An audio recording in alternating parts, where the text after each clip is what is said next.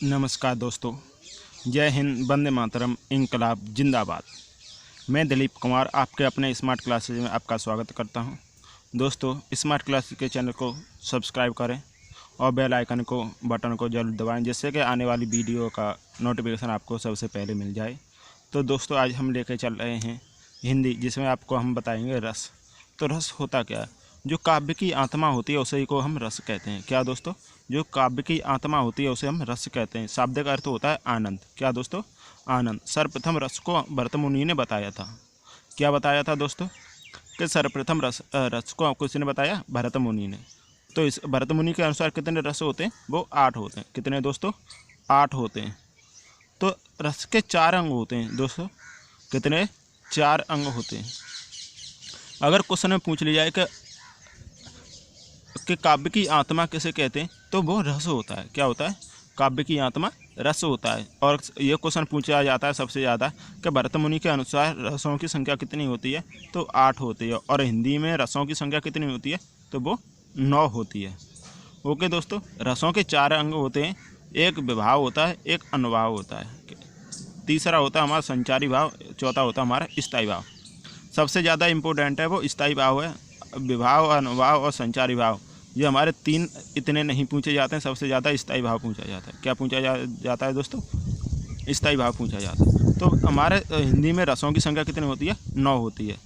और अगर ये 8 और 9 न दिया हो तो हम कितने लगाएंगे? 11 लगाएंगे। जो 11, 10वां और 11वां है, वो 10वां है हमारा वात्सल्य रस और 11वां है हमारा भक्ति रस। ये 2 संख्या बढ़ जाती हैं तो हमारे हो जाते हैं 11। तो पहले लेके चल रहे हैं हम श्रृंगार रस। क्या है दोस्तों? श्रृंगार रस। श्रृंगार रस होता है, इस रस को रसराज या रसपति कहते हैं। इसका स्थायी भाव होता है प्रेम या रति। क्या दोस्तों? प्रेम या रति। जब नायक और नायिका के प्रेम सौंदर्य की बात होती है। क्या दोस्तों? जब नायक और नायिका के प्रेम सौंदर्य की बात होती है उसे ही हम श्रृंगार रस कहते हैं। इसका श्रृंगार रस का स्थायी भाव क्या होता है? प्रेम या रति। अगर क्वेश्चन में पूछ लिया जाए कि रसपति या रसराज किस रस को कहते हैं, तो हम क्या आएंगे? वो श्रृंगार रस होता है। क्या होता है दोस्तों? श्रृंगार रस। श्रृंगार रस का एग्जाम्पल है बतरस लालच लाल की मुरली धरी लुकाए, सोहे करे मोहिनी हसे दहे कहे नहीं जाए। तो यहाँ पर श्री कृष्ण जी के श्रृंगार की बात कही गई है दोस्तों। यहाँ पर मुरली धरी लुकाए, बहुत ही अच्छा ये लिखा है। तो ये हमारा श्रृंगार रस। दूसरा दिया है हमें हास्य रस। क्या है दोस्तों? हास्य रस। हास्य रस में हास्य रस का स्थायी भाव क्या होता है? हास। जहाँ पर किसी की शकल सूरत या किसी की विकृत आकृति को देख के हमें जो हंसी आती है, जो प्रसन्नता होती है, वो हमारा हास्य रस होता है। होता क्या है? वेशभूषा वाणी आदि की विकृत देखकर मन प्रसन्न होना ही हास्य रस कहलाता है। तो इस हास्य रस का स्थायी भाव क्या है? हास। और श्रृंगार रस का प्रेम या रति। यह सबसे ज़्यादा इम्पोर्टेंट है स्थायी भाव दोस्तों, इनको ध्यान रखना है। स्थायी भाव प्रेम या रति और हास्य क्या? हास।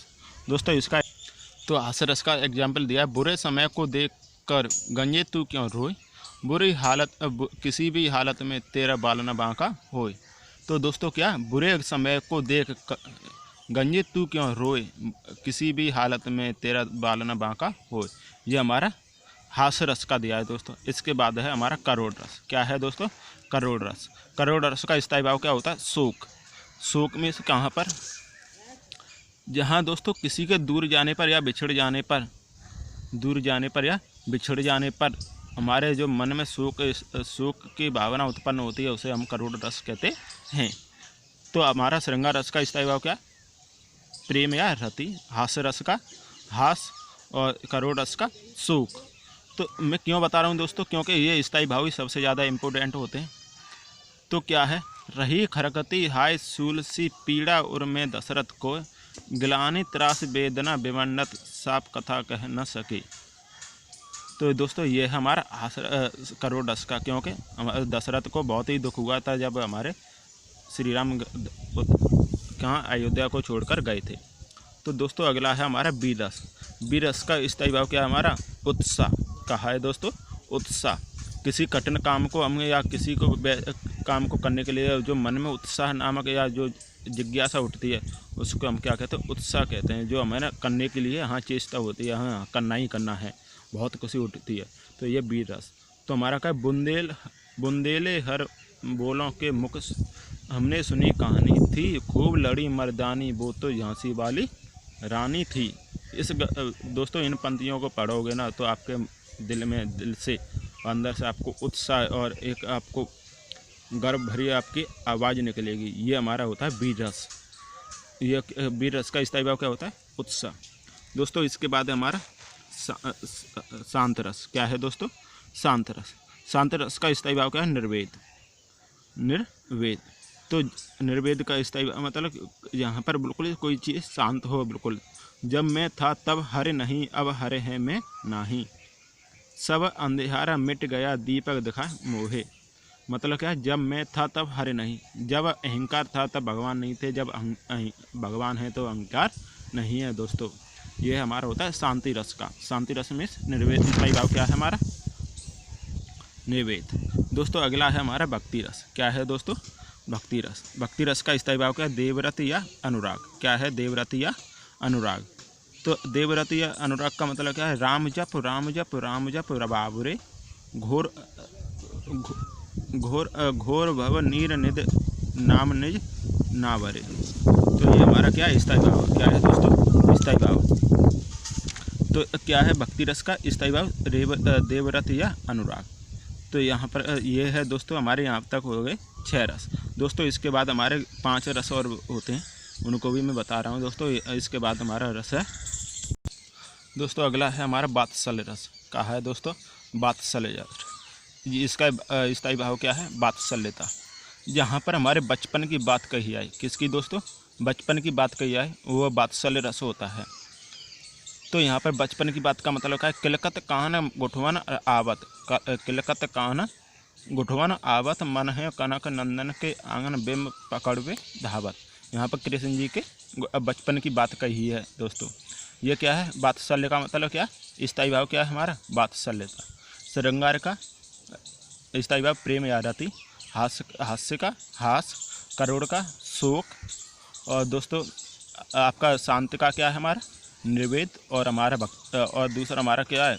भक्ति रस का देवव्रत या अनुराग। और वात्सल्य रस का स्थायी भाव क्या है हमारा? वात्सल्यता। यह दोस्तों स्थायी भाव बहुत ही इंपॉर्टेंट है, इनको आप देखते चलें। अगला है हमारा विविध रस। विविध रस का मतलब क्या है? जुगुप्सा या घृणा।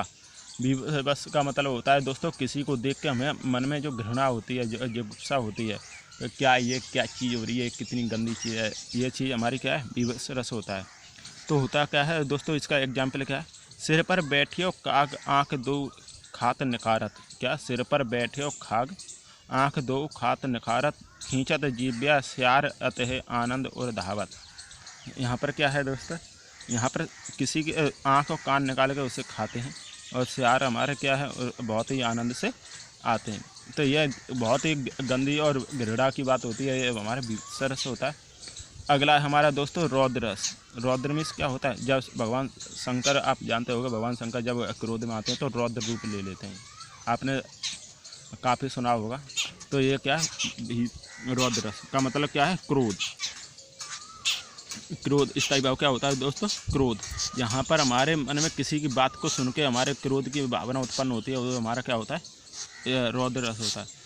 तो एग्जाम्पल क्या है? श्री कृष्ण के वचन सुन, श्री कृष्ण के वचन सुन अर्जुन शुभ से जलने लगे, सब साल अपना भूल कर करतल युगल मिलने लगे।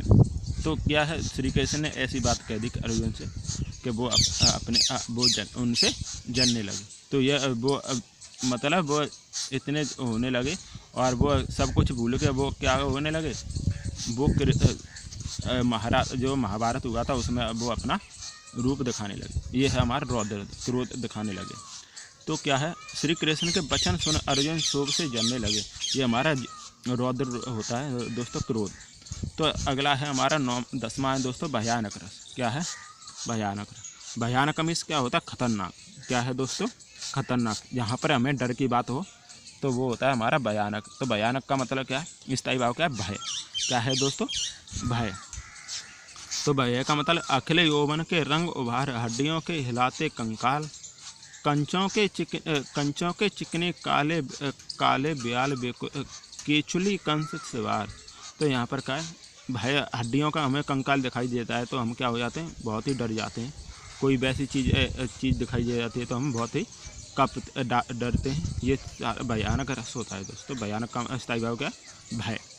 अद्भुत रस, लास्ट हमारा है इसका अद्भुत रस। अद्भुत रस का मतलब क्या है, विमर्श है आश्चर्य। अद्भुत मिस ये कैसे हो गया, ये नहीं होना था, ये कैसे हो गया, ये कैसे हो सकता है, मतलब ये जो दिल हमारे जो क्वेश्चन आते हैं, ये कैसे हो सकता है, ये कैसे हो गया, ये चीज़ अद्भुत रस होता है दोस्तों। क्या होता है, अद्भुत रस। तो ये क्या है, देख यशोदा शिशु के मुख में सकल विश्व की माया, क्षण भर को वह बनी रही अचेतन, हिल न सकी कोमल काया।